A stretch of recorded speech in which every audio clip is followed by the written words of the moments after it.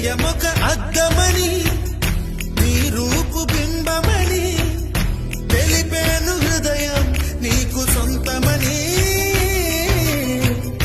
బింబాన్ని బంధింప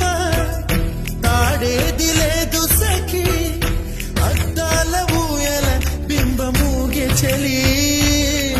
నువ్వు తేల్చి చెప్పవే పిల్ల